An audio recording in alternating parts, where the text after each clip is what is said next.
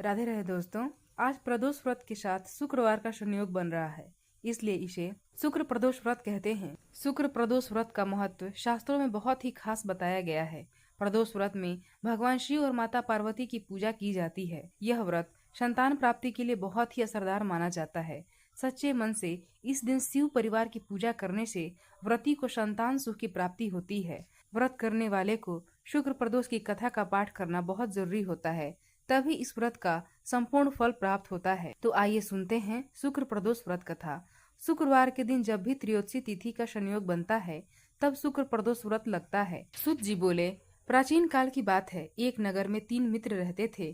तीनों में ही घनिष्ठ मित्रता थी। उसमें एक राजा का बेटा, दूसरा ब्राह्मण पुत्र, तीसरा सेठ पुत्र था। राजकुमार व ब्राह्मण पुत्र का विवाह हो चुका था। सेठ पुत्र का विवाह के बाद गौना नहीं हुआ था। एक दिन तीनों मित्र आपस में स्त्रियों की चर्चा कर रहे थे। ब्राह्मण पुत्र ने नारियों की प्रशंसा करते हुए कहा, नारीहीन घर भूतों का डेरा होता है। सेठ पुत्र ने यह वचन सुनकर अपनी पत्नी लाने का तुरंत निश्चय किया। सेठ पुत्र अपने घर गया और अपने माता पिता को अपना निश्चय बताया। उन्होंने बेटे से कहा कि शुक्र देवता डूबे हुए हैं। इन दिनों बहू बेटियों को उनके घर से विदा कराकर लाना शुभ नहीं, अतः शुक्रोदय के बाद तुम अपनी पत्नी को विदा करा लाना। सेठ पुत्र अपनी जिद से टस से मस नहीं हुआ और अपनी ससुराल जा पहुंचा। सास ससुर को जब इस बात का पता चला तो उन्होंने उसको समझाने की बहुत कोशिश की, किंतु सेठ का पुत्र नहीं माना। अतः उन्हें विवश होकर अपनी कन्या को विदा करना पड़ा। ससुराल से विदा होकर पति पत्नी नगर से बाहर निकले ही थे कि उनकी बैलगाड़ी का पहिया टूट गया और एक बैल की टांग टूट गई। पत्नी को भी काफी चोट आई। सेठ पुत्र ने आगे चलने का प्रयत्न जारी रखा, तभी डाकुओं से भेंट हो गई और वे धन धान्य लूट कर ले गए। सेठ का पुत्र पत्नी सहित रोता पीटता अपने घर पहुंचा। जाते ही उसे सांप ने डस लिया। उसके पिता ने वैद्यों को बुलाया। उन्होंने देखने के बाद घोषणा की कि आपका पुत्र 3 दिन में मर जाएगा। उसी समय इस घटना का पता ब्राह्मण पुत्र को लगा। उसने सेठ से कहा, आप अपने लड़के को पत्नी सहित बहू के घर वापस भेज दो। यह सारी बाधाएं इस कारण से आई हैं कि आपका पुत्र शुक्रास्त में पत्नी को विदा कर लाया है।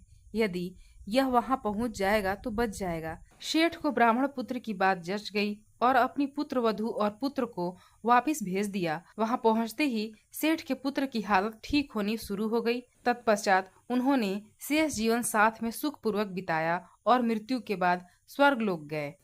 प्रेम से बोली शंकर भगवान की जय। ओम जय शिव ओंकारा, हर जय शिव ओंकारा। ब्रह्मा विष्णु सदाशिव, ब्रह्मा विष्णु सदाशिव, अर्धांगी धारा।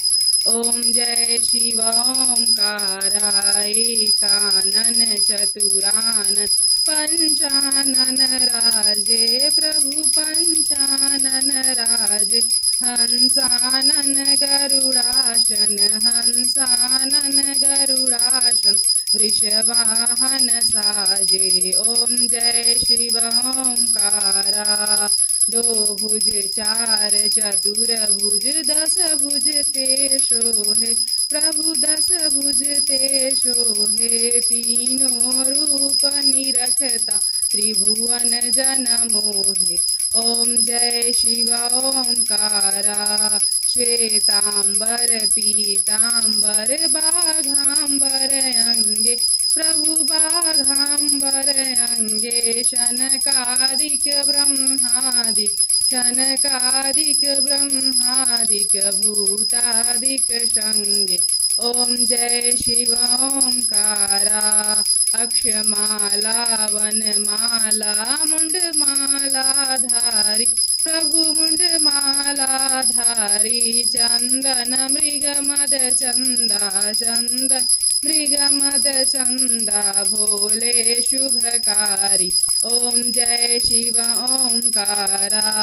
कर के मध्य कमंडल, चक्र त्रिशूल धरता, प्रभु चक्र त्रिशूल धरता। जग करता जग हरता, जग करता जग हरता, जग पालन करता।